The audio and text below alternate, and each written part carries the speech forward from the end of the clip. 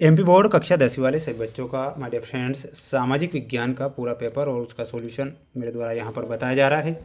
इस question paper को सभी छात्र ध्यान से देखेंगे और अच्छे से इन सभी प्रश्नों को याद कर लेंगे, क्योंकि ये पूरा का पूरा जो पेपर है आपको परीक्षा में दिया जा रहा है और आपसे ये सारे प्रश्न पूछे जाएंगे, ये मेरा आपसे वादा है।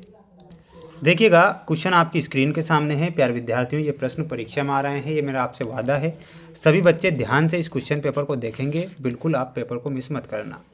निम्नलिखित में से किस प्रांत में सीढ़ीदार खेती की जाती है, क्वेश्चन आपसे परीक्षा में पूछा जाएगा। प्यारे विद्यार्थियों, वह कौन सा प्रांत है? तो इसमें आपको लिखना है उत्तराखंड में सीढ़ीदार खेती होती है। यहाँ पर आपको उत्तराखंड करेक्ट उत्तर के रूप में ध्यान रखना है, जो कि सही हो जाएगा।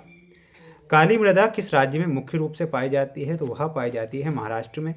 तो महाराष्ट्र ध्यान रखेंगे जितने भैया बहन हमारे साथ जुड़े हैं।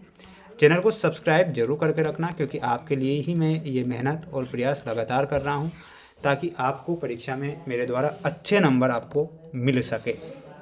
वहीं अगला क्वेश्चन आएगा, भारत में प्रोजेक्ट टाइगर परियोजना कब प्रारंभ होती है? प्रोजेक्ट टाइगर जो परियोजना है 1973।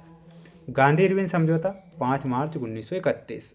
अगला क्वेश्चन है, ध्यान से याद कर लो, इन क्वेश्चन को छोड़ मत देना, क्योंकि क्वेश्चन परीक्षा में आएंगे। भारत में हिंदी के अलावा कितनी भाषाओं को संविधान की 8वीं अनुसूची में दर्ज किया गया है? तो इसमें आपको ध्यान रखना है 21 भाषाओं को। भारत में सर्वाधिक साक्षरता वाला राज्य कौन सा है? तो राज्य है केरल। तो इसमें आपको केरल ध्यान रखना है। सभी स्टूडेंट्स को अच्छे से इन सभी प्रश्नों को याद करके ही जाना है।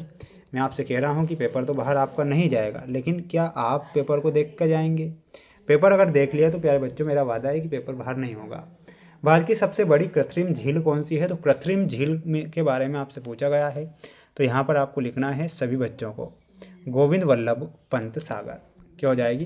तो यहाँ पर आप ध्यान रखेंगे गोविंद वल्लभ पंत सागर, वल्लभ पंत सागर, ये आपको ध्यान रखना है। कर्तन दहन प्रणाली को छत्तीसगढ़ में किस नाम से जाना जाता है? तो इसमें आपको लिखना है दीपा के नाम से, दीपा। आंध्र प्रदेश के कोरोमंडल तट पर सर्वाधिक सुरक्षित एवं गहरा बंदरगाह कौन सा है? तो इसमें आपको लिखना है विशाखापट्टनम। कौन सा है? तो यहाँ पर हो जाएगा विशाखापट्टनम। ठीक है, विशाखापट्टनम। अफ्रीका में 1890 के दशक में नामक बीमारी तेजी से फैली थी, तो उस बीमारी का नाम है रिंडरपेस्ट। रिंडरपेस्ट। समान मजदूरी से संबंधित अधिनियम में कहा गया है कि समान कार्य के लिए समान दिया जाएगा, तो वेतन दिया जाएगा। इसमें आपको लिखना है वेतन।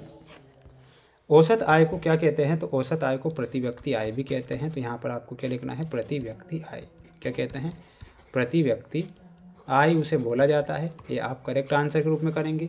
तो इन सभी प्रश्नों को सभी बच्चों को ध्यान से देखना है, याद कर लेना है, अगर आपको अच्छे नंबर प्राप्त करने हैं अपनी परीक्षा में। तो टिस्को एशिया महाद्वीप का सबसे बड़ा इस्पात कारखाना है, ये आपका गलत हो जाएगा, असत्य। कृषि और उद्योग एक दूसरे के पूरक हैं। स्मिथ फील्ड में लंदन का सबसे पुराना कपड़ा बाजार है, गलत होगा। मार्टिन लूथर प्रोटेस्टेंट सुधारकों में से एक थे, ये सत्य लिखना है। भारतीय राष्ट्रीय कांग्रेस पार्टी का गठन 1885 में हुआ था A.O. ह्यूम के द्वारा। लोकतंत्र व्यक्ति की गरिमा को बढ़ाता है, ये सत्य लिखना है। तो जल्दी से आप क्या करेंगे, इसका एक स्क्रीनशॉट लेंगे और अच्छे से याद कर लेंगे, क्योंकि प्रश्न परीक्षा में आएंगे। परीक्षा में आएंगे तो आपसे पूछे भी जाएंगे। गुलामगिरी, गुलामगिरी में मिलाना है ज्योतिबा फूले, और इसमें आपको मिलाना है इंग्लैंड में हो जाएगा ईसाई धर्म। रिपब्लिकन पार्टी में आपको मिलाना रहेगा अमेरिका। सरकार का बेहतर रूप होता है लोकतंत्र। लोकतंत्र उत्तरदायी होता है जिम्मेदार शासन के लिए, और 100 दिन की रोजगार गारंटी मनरेगा। तो ये आपकी जोड़ी है, आप सभी बच्चों को ध्यान से देखना है और याद आपको कर लेना है। वहीं अगला क्वेश्चन आएगा परीक्षा में, ध्यान से देखें। डॉक्टर, शिक्षक, वकील, मजदूर आदि की सेवाएं किस क्षेत्रक में आती है? तो प्यारे विद्यार्थियों, इसमें आपको लिखना है तृतीयक क्षेत्रक में। किस में आती है? यहाँ पर ध्यान रखना है तृतीयक क्षेत्र में, तृतीयक क्षेत्रक। भारत में केंद्रीय सरकार की तरफ से करेंसी नोट कौन जारी करता है? तो करेंसी नोट जारी करता है RBI। बांग्लादेश में ग्रामीण बैंकों की स्थापना कब और किसने की थी? तो प्यारे विद्यार्थियों, ये की थी 1983 में। अब मुझे कमेंट बॉक्स में आप आंसर बताना किसने की थी। बहुराष्ट्रीय कंपनियों द्वारा निवेश को क्या कहते हैं? तो उसे बोला जाता है विदेशी निवेश। क्या बोला जाता है? विदेशी निवेश उसे बोला जाता है।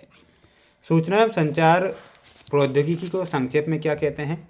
तो उसे ICT बोला जाता है, इंफॉर्मेशन एंड कम्युनिकेशन टेक्नोलॉजी। विश्व व्यापार संगठन का ध्येय वाक्य क्या है? तो ध्येय वाक्य जो होगा, व्यापार के लिए एक बेहतर भविष्य। ये आप सभी बच्चे करेक्ट करेंगे। सभी स्टूडेंट्स को, जितने विद्यार्थी हमारे साथ जुड़े हुए हैं, सभी को चैनल को सब्सक्राइब करके रखना है। मेरे द्वारा जो प्रश्न पत्र आपको बताए जा रहे हैं ये बिल्कुल आपको परीक्षा में भी दिए जाएंगे और साथ में आपसे पूछे भी जाएंगे। प्यारे विद्यार्थियों, चैनल पर नए हैं तो चैनल को सब्सक्राइब जरूर करें। अगला जो सेट पेपर होगा उससे भी मैं लेकर आऊँगा आप सभी छात्रों के लिए। तो मिलते हैं नेक्स्ट वीडियो में। जय हिंद।